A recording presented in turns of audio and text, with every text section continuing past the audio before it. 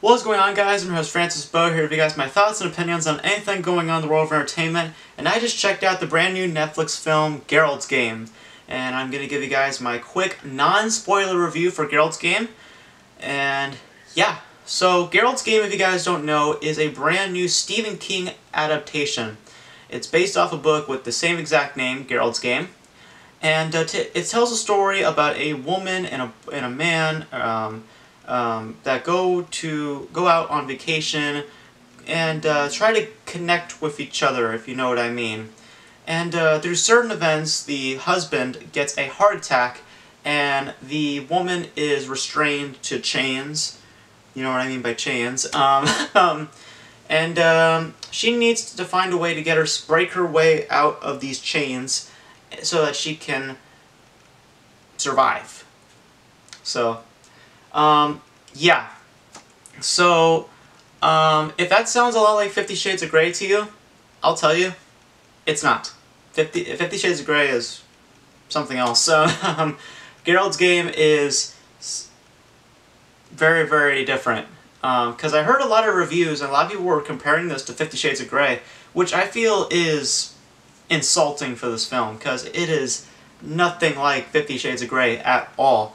Is there elements of 50 Shades of Grey in like the first few minutes? Sure, but everything else, it's nothing like 50 Shades of Grey. But let's get into my positives, my negatives, and my overall score out of 10, as we always do.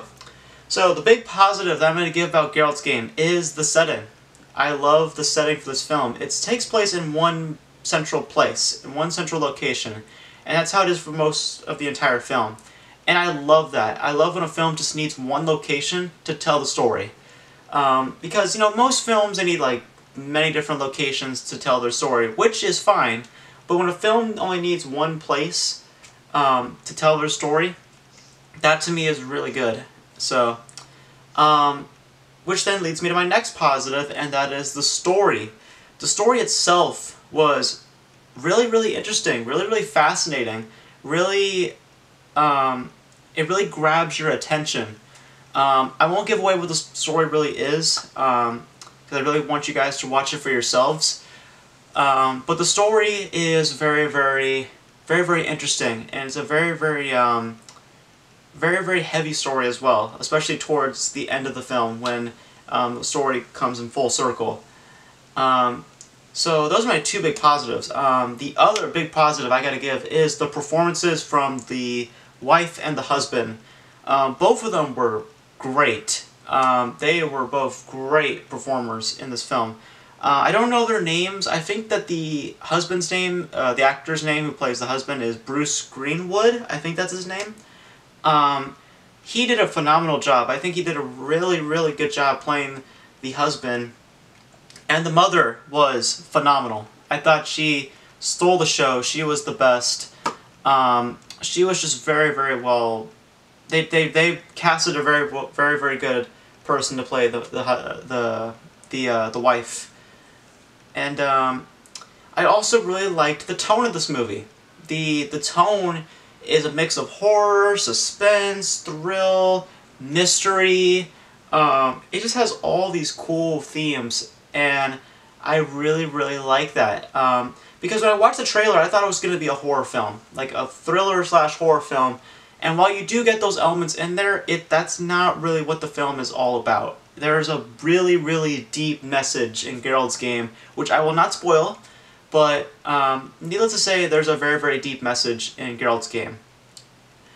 But those are pretty much my positives. Now let's get into my negatives. The only negative that I really have about Gerald's Game is that it takes a while for certain things to happen. I won't spoil what those certain things are, but needless to say, it takes a while for certain things to happen.